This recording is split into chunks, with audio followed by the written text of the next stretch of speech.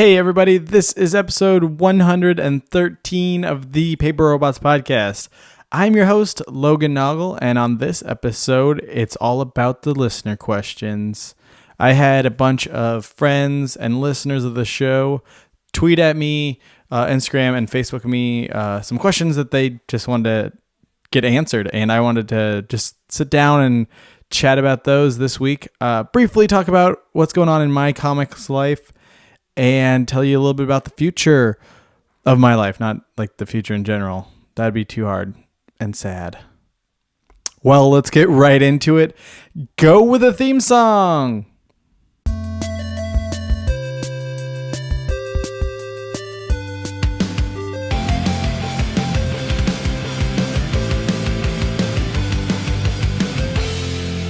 All right, sweet.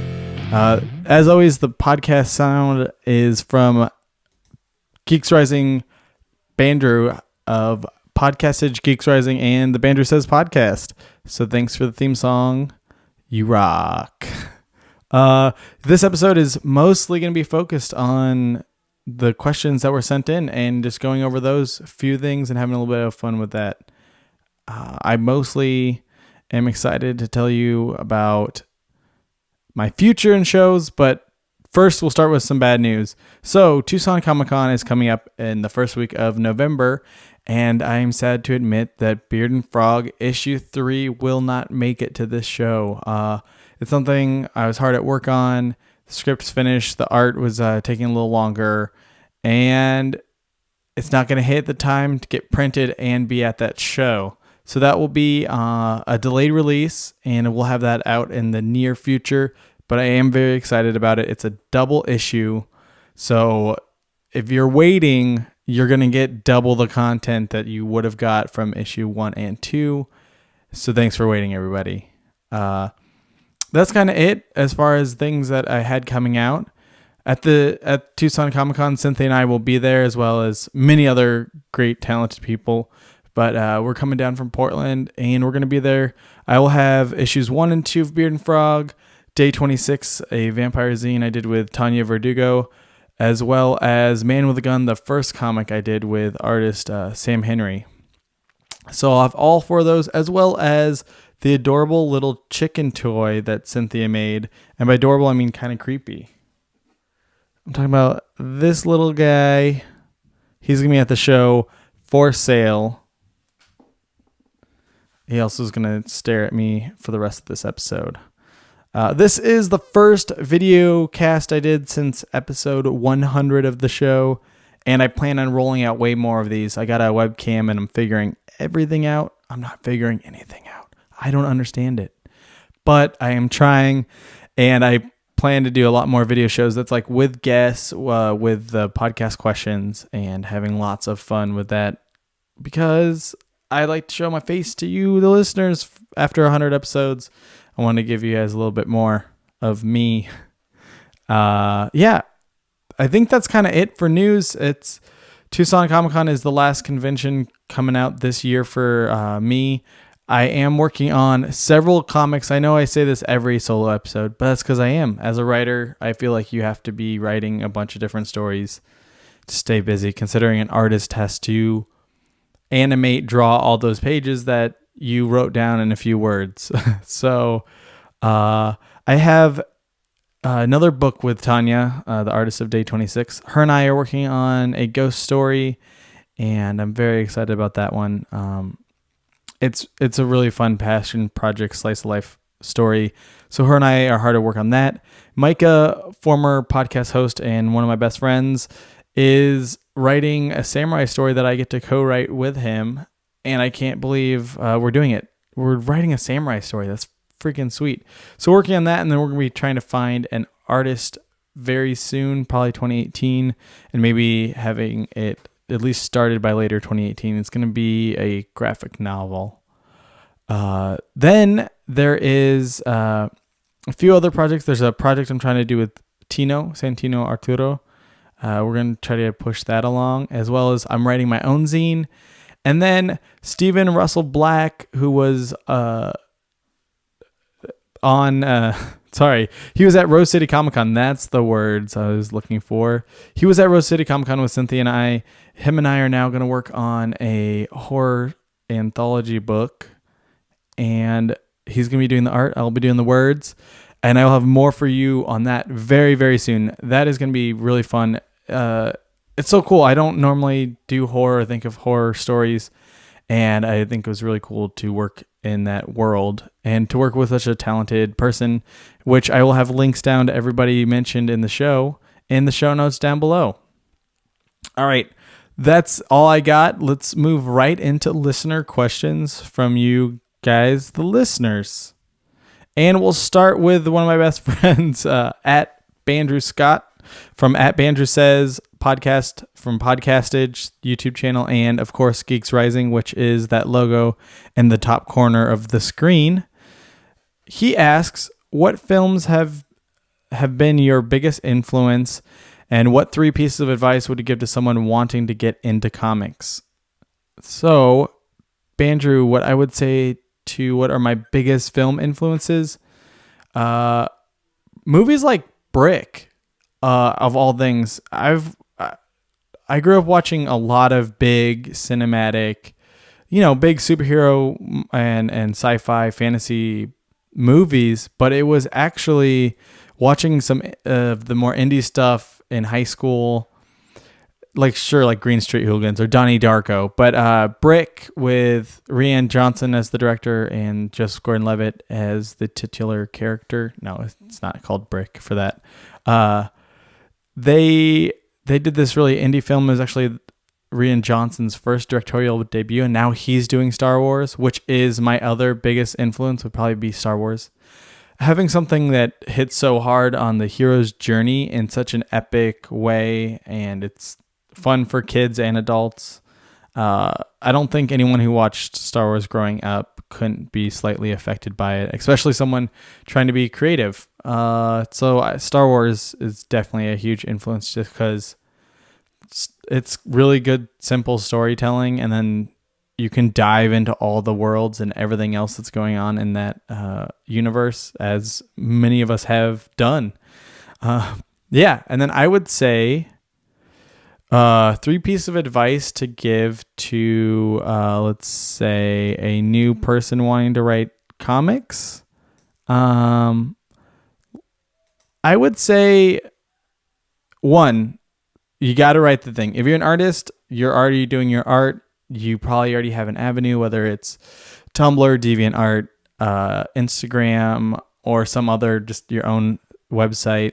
You're already doing art, so you already have a way to expose people to your creations, and then it's just about either collaborating with someone or doing a full picture book called a comic. But if you're a writer and you're trying to do comics, if you don't already write like just fiction, literary fiction, you kind of just have to write a script. And it's really easy. If you already like comics and you've been reading comics, there's tons of scripts online you can go look up, and I'll link some in the description down below. And yeah, you can basically just do whatever you want to write it. You have to write the dialogue and then describe what you want those scenes to look like. And the rest is more on the artist's shoulders. But it's also about collaborating with that artist and figuring out how you guys mesh. So your scripts and stuff will change depending on who you're working with and what the project is. But you really just have to get started. No one's going to find you if you don't have anything to show. So you just have to get started. That's what I did. I consumed a lot of comics, and when I finally wanted to do comics, I just was like, I think this is how you write it. I don't know. And then I started talking to an artist, and we just had dialogues back and forth, but I'm still figuring it out. But all you have to do is start doing it, and then you get better at doing it, and you can Google or YouTube what other people have said. But that's kind of the beauty of comics, is it's very loose. There's no like one way, which also can be daunting because there's no one way to do a comic or a script or anything. And yeah, if you have other questions though, like if there's listeners that are seriously like, I need to know more, feel free to either direct message me on Instagram or Twitter or Facebook. It's at that Logan for all those things except for my full name on Facebook. Let's move to the next question, which comes from longtime listener, longtime friend, Mikey Mike. He asks via Facebook, he said, what does the other half of the tattoo on your arm say? Every time you feel like crying, ... He is talking about this guy, which you can kind of see there. It says, every time you feel like crying, I'm going to try and make you laugh. It's from Bright Eyes. Bright Eyes is one of my favorite bands. Connor Oberst, one of my favorite musicians / lyricists out there. Another favorite lyricist is actually the lead singer from Every Time I Die. He is an English teacher, but also just kind of a wordsmith when you can hear what his screaming lyrics are. But Connor Oberst from Bright Eyes, and the song is from Bowl of Oranges off the album Lifted. So that's actually, here, I'll try to show it again. That's actually the cover from that album. And those are my favorite lyrics, because every time you feel like crying, I'm going to try and make you laugh. I'm a sucker for being a sweetie, I guess. I don't know. That's what it is. Thanks, Mike, for the question. He said also, what are you looking forward to this month? I mean, Halloween is this month. It's coming up real fast, but I'm not a big Halloween planner. I'm not a big horror, scary person planner guy. So I don't really have anything this month looking forward to. More excited about next month. There's a lot of things happening next month, including Tucson Comic-Con. And I'm really excited for things in the very near future with my life and with comics and everything. So this month is whatever. I'm ready to roll over into the next month and see what happens very soon. And then I got a question from Vincent Kokua, who is a previous guest on the show. He's an amazing artist, and he's also just really sweet and fun to talk to. He says, how do you keep going with the podcast week in and week out? I don't know. No, it's 100% having guests on the show. Doing a solo show is, I think, really tough unless you have a lot of content, and you have these themes that you want to deal with. But that's what I do in my writing. So the podcast is all about the guests. It's easy when I can. The hard part, I think, is lining up guests so that the snowball effect keeps happening with the show. Talking to people, getting them to come, editing those shows, putting them out. But week in and week out, I just look forward to, I have this guy or this girl on or this person doing, special effects makeup or drawing or music or whatever it may be. And that's really where I get excited and get to keep going, because then I just get to let you guys basically carry the show for me. I just get to ask silly questions. I get to ask all the things I want to know, and then just hear the answers and hear amazing people talk about the things that they're really talented at. So it's 100% the guests. And then the solo episodes fall through the cracks until I do something like video like we're doing on this episode. So thank you for everyone that has been on the show and for all the people I will continue to have on the show in the future.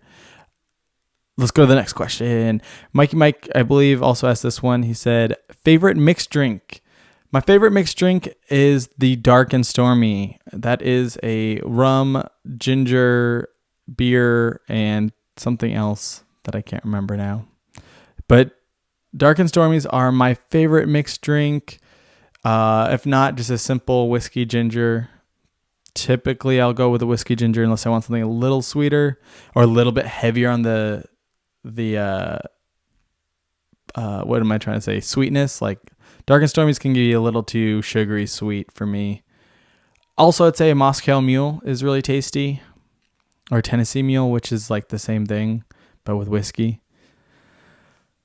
So there you have it. Whenever I go to a new place and I don't know what to do, it's gonna be a Dark and Stormy because I like them dark and stormy. Next question. Seamus Patrick Björk asks, would you rather take 100 duck-sized horses or one horse-sized duck? Okay, so I actually thought about this question maybe way too hard, but I'm going to go with one horse-sized duck because that's like huge. It's off screen. That's giant. I would rather have that than like 100 little horses that are going to poop and eat a bunch of hay and then run around everywhere. And horses like bite things like when they're like their teeth, like they have to bite some of the things. So I've heard that one time a horse got out of its pen and like bit the crap out of a Jeep, and it had all these like dents in the metal. And I don't want 100 little of those guys. I'd rather have one giant duck that probably poops a lot, but then you could ride it in a pond or a lake, and you could fly, and it would be really cool to have one giant horse-sized duck. That's my answer. Next question comes from Thomas Keith, aka Tommy of Silly Monkey Comics, and my letterer on all my books so far, except for day 26. He has lettered all the books and will hopefully continue to be doing that. He is an amazing person and a huge sweetheart. Let's see what he has asks. Name the coolest local creators in Tucson. Go. Thomas Keith. Done. End of the list. No, Thomas, I'd say you. Tino, Eric Schock, now that he's back in Tucson. There's a bunch of people out there. Grant. There's a handful of people making comics in Tucson. There's a lot of people doing awesome art and having a lot of fun in the comic scene. There's a handful of you guys doing comics, and you're all really cool. Everyone from the Tucson scene has always been nice and supportive of myself and of each other. And that's what made moving to Portland actually easier, because I knew I already had support in Tucson, and it was a really fun group out there, and I want to see what else was out here. So, Tommy, I'm going to give it up to you, man. You've been there since day one of the podcast and of my comics, helping me out and everything. So thank you, man. Speaking of other artists in Tucson, Santino. Oh, quick. Tommy does a bunch of books. He's going to be at Tucson Comic-Con. I'll link in the description below. He's also a fellow writer. All right. So Santino Arturo asks, what were the best comics of the summer? I'll read them next year. I'm so far behind in books that I won't even know what came out this summer. I'm not reading Marvel or DC this year. Not really. I'm reading Runaways, and that's pretty fun. Hi-Fi, which is like Girl Fight Club, kind of. It's good. I don't know if that came out this summer, if I would consider it a summer comic. But I'm so far behind on the single issues. I don't really read them, so I wouldn't be able to tell you the best comics of the summer. I bought Roughneck, Jeff Lemire's new book. I would say that's an awesome book, but I don't think it came out this summer either. He asks also, worst thing about Netflix. Worst thing about Netflix is one of the best things about Netflix. It's the original content and the fact that you can binge watch content.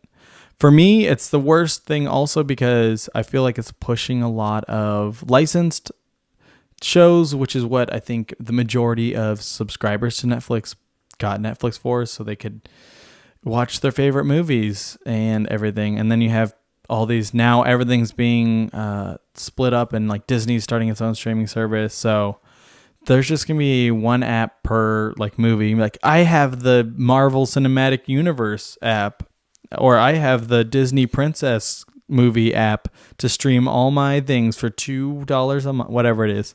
So Netflix kind of started its own thing that is now doing Netflix originals. But the problem with that is I think there's being a huge rush pushed on the original content, and we're seeing some of that slack. Stranger Things right out the gate was this huge, phenomenal success. Working with Marvel on the like Defenders, so Daredevil and everything, Jessica Jones, were really good. And then you started to see there was a little bit of laziness when it came to Iron Fist. So I don't know if they're rushing too much, or what was it called? Death Note. Not good. So I don't know if there's a rush there, and now Netflix is kind of sucky. And just like it's promoting way too much of its own stuff. It does not have a good algorithm. It's like, hey, you watched Drive, so you would like DuckTales? They don't know. They don't know me. That's probably the worst. Tino also asks, is the single issue format dead? I want it to be dead. I will say this. I understand why it's there. I don't like it. I don't think we need it. I don't think the consumer should be paying $5 an issue every week or once a month and then having to wait to pay another $5 when the trade is going to be a third of that price when it's all collected. And also the ads, you're just getting fed ads to buy more of their things. And that money isn't really turning back to the creators. So, I mean, there's a few people that, and a few books that I think work really well within a single issue format, but I would say the majority, like superhero stories, are drawn out so that instead of it being a 3-issue arc, it's a 5-issue event, or it crosses over, so you have to buy and buy and buy. And then they sell you the new toy with the new costume. Yeah, no, it's not. I'm done with single issue format. If it could be dead, I would let it be dead. I understand it's kind of the beast that we live with right now. I just don't think we need it. I want to get into trades and release it like Netflix. Like they release a season of a show. Give us, if you're not going to give us all the story at once, at least give us a season of a story at once.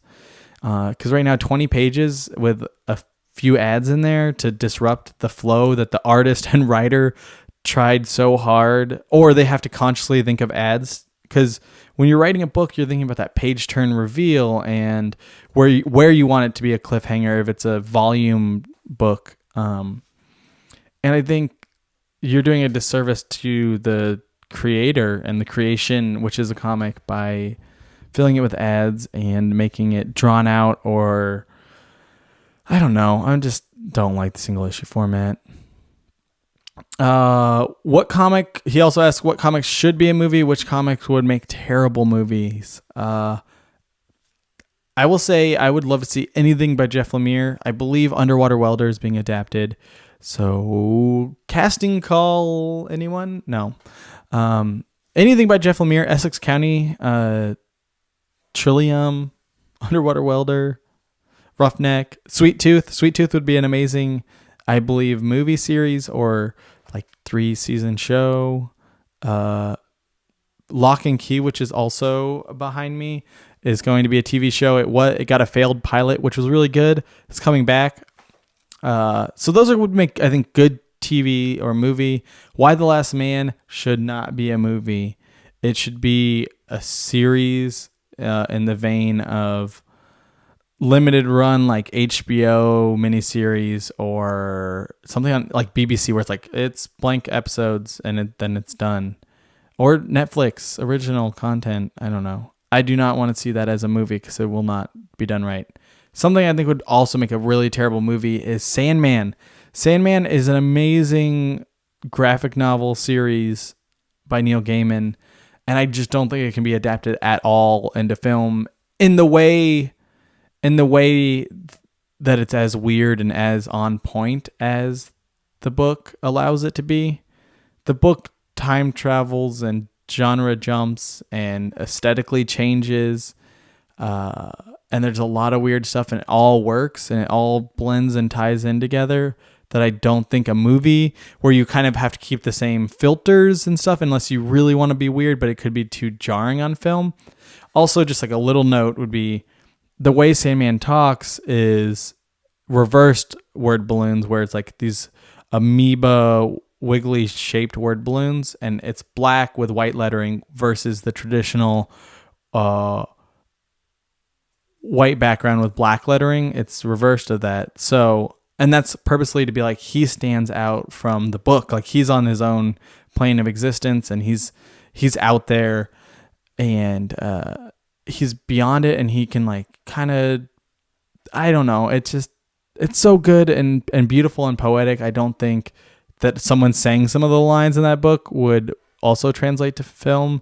So there would have to be a lot of reworking. And if it ever does happen, I'll be the first to get in line and check it out. But I am not holding my breath. Tino, thank you so much. We got a few more questions. Micah Tortzen, who I mentioned previously at the beginning of the episode, says, where does your inspiration come from when you're writing, and how do you envision your characters before you write them? Okay, Micah, let's break it down. Here's what happens.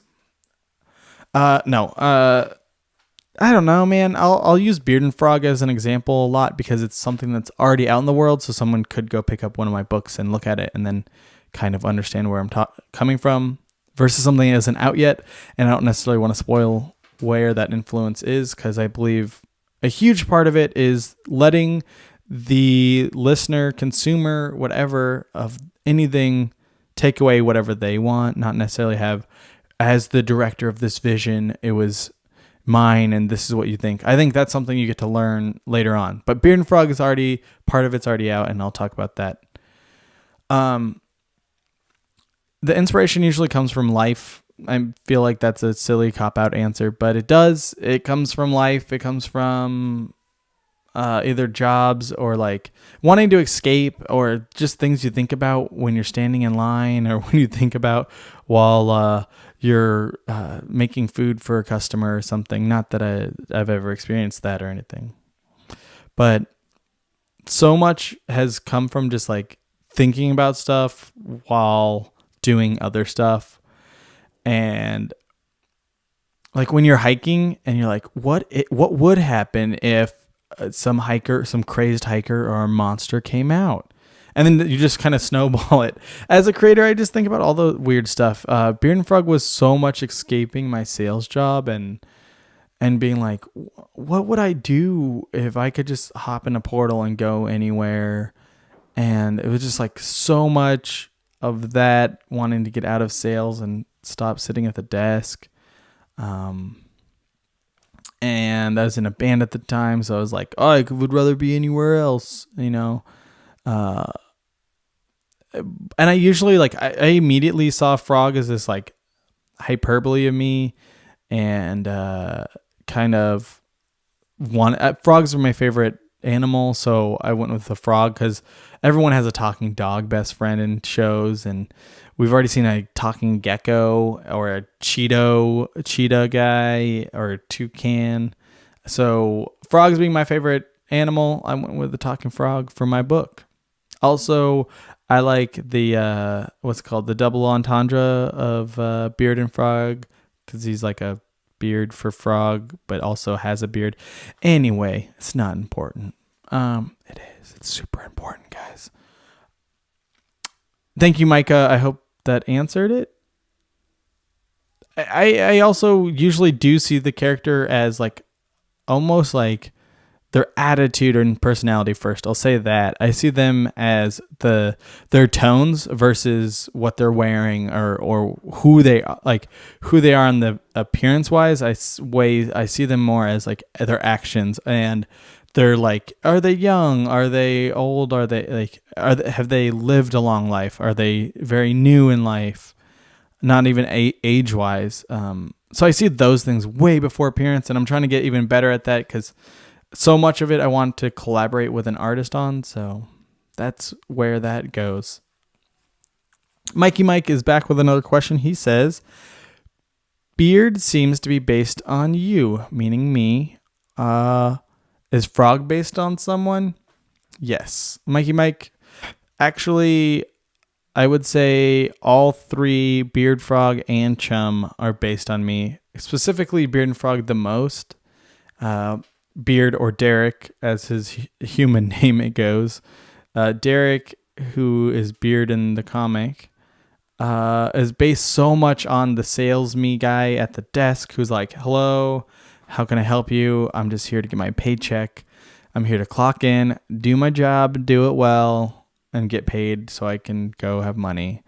So much of me is like just the logical, if you gotta work, and that's how you get paid, and that's that's where the money comes from. So you can do other stuff. And if it's going to be a job, it's going to be a job kind of thing. But Frog was everything that I want to be all the time, I think, but too much. So that's why both halves exist, I think, in real life, and is what makes you a human. Is they're both kind of two-dimensional in their own ways in sense of that, where Frog is the sassy, sarcastic me who jokes around with my coworkers, who plays jokes and just wants to talk about like, hey, when are we going to get a drink and talk about how much work sucks, or like just consume some funny TV shows and listen to music and have a good time and be on all the time. Being more extroverted, I feel like Frog he takes that and just runs with it. He used to be a star, so he's not only just extroverted, but he is famous in his head at least, or was at least. So both those things are me, but Frog is the one with no leash, and Beard is more like, okay, if I didn't do this podcast, or if I didn't write, I would just be Beard at the desk. And Frog is that other part of me that pulls me into adventure, that says, go do something, go be more. Except for Frog drinks a little bit more than me and tweets a little bit more than me, I think. But yeah, they're both me. Chum is also just how I view robots. Like, what if you had a robot who was designed to understand humans but doesn't understand? Like, a part of being a human has all this baggage of like who you are, but Chum is this androgynous, asexual robot in kind of a world with not a lot of other humanoid robots, at least at the moment. So he's kind of a fish out of water, and I feel like we've all been there, where it's like, sometimes I'm just like, why does it matter if they're male, female humans? And I think Chum is kind of that third thing that I haven't explored as much with Chum, but they're all kind of based on things I think about. Yeah. This also, I think, tied into David Laguna's question, which is, what gave you the idea for your stories and your character designs? Once again, Beard and Frog, I actually drew the original doodles, and they've changed since working with two other artists since I started drawing them. But Frog, I always had this big frog head, Kermit the Frog guy shape, and then I just talking to people and having them do different styles, and me being like, that's the one. Derek kind of looks like me, I guess, a little bit. So that was easy. When I drew him, he always had a big beard, but I talked to one of the artists, and we thought it would be like, what if he had the beard come out? So that was an evolution I did with an artist, but I would say I get my ideas from life or questions I have, like I kind of said earlier on Micah's question. So much of the stories I write, like Man with a Gun, the first story is based off a short literature story I did in college. And it's about a guy driving into the desert with a dead body. I've never had a dead body in my car, but I thought about, what if consequences led you to having this dead body in your car? You're driving out to the desert, kind of screwed, and you just are forced to sit back and look at all the things that led you there. And what would that be? Like, how do you deal with that? I feel like most crime stories end with driving the body into the desert to bury it or get rid of it. And I was like, well, what if the story started there, and then he's thinking about everything that led up to that moment, and then what does that final gun show look like at the end? So that was just like inspired off of like, what if? The samurai things is just that I'm doing with Micah is just having a love for samurai and Western stories. There's a Western I'm trying to write, as in I am writing a Western. I just don't have an artist yet.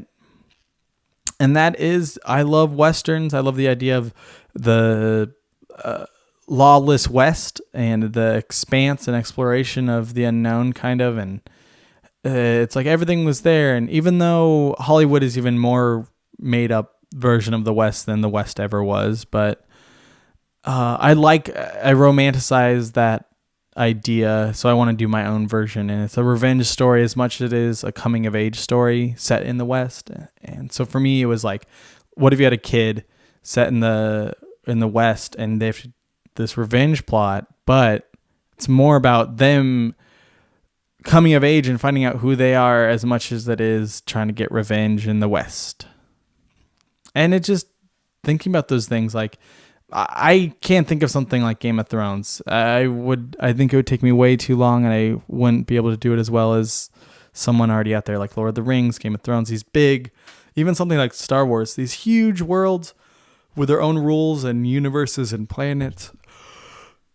Sorry, everybody just yawned. I can't do that. I would love to write inside Star Wars, inside Game of Thrones, a character living in those surroundings. Like, an example is Akbar, after the Star Wars, goes off on his own and becomes a private investigator solving cold cases. It's called P.I. Akbar. It'd be a noir set in like the city, like in one or multiple cities in the Star Wars universe, and it'd be very like crime noir, taking down bounty hunters, getting cold cases. But he's a little bit too old and thinks everything's a trap, everything's out to get him. He's this decorated war veteran. So yeah, that's just like playing What If though. Kaylee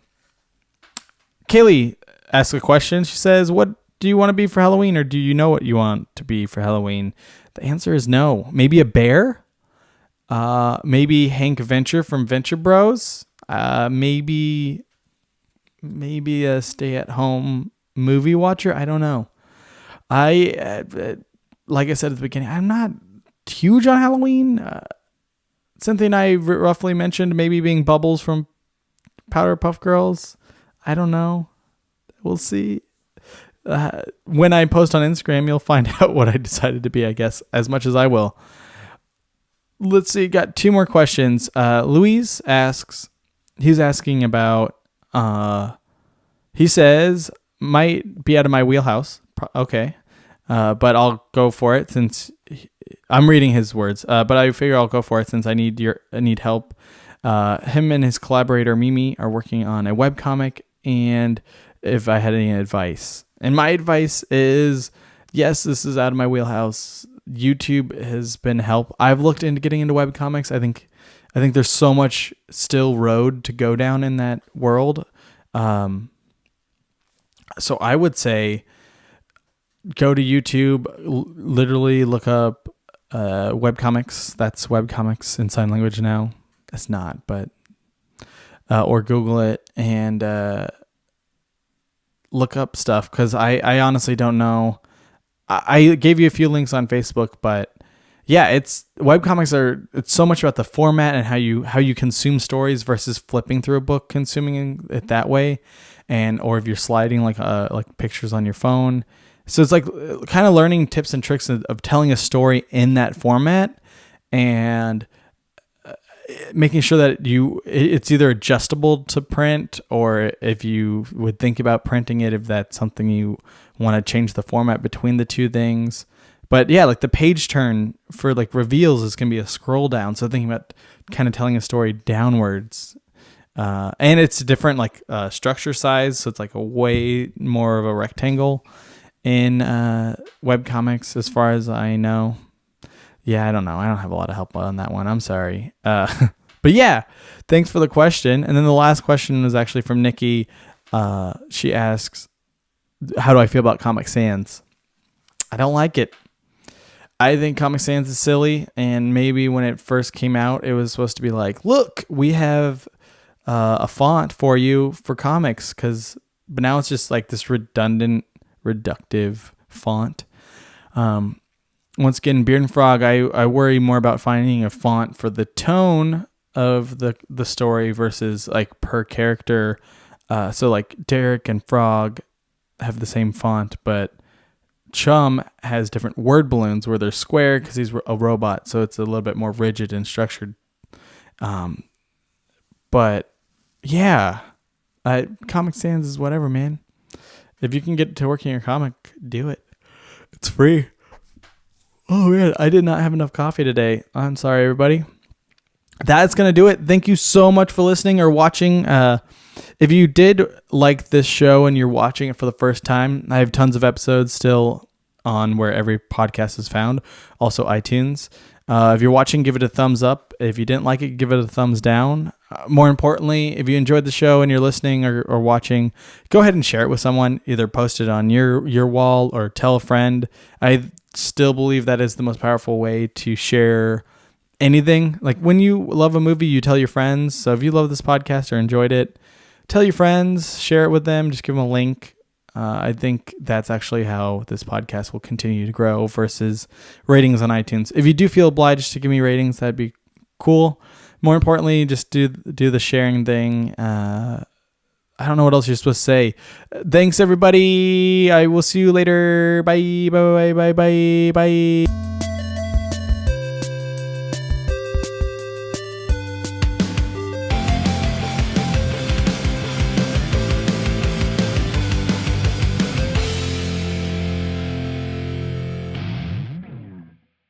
This has been a Geeks Rising production. Your executive producer of Bandra Scott. For more information, head over to www.geeksrising.com.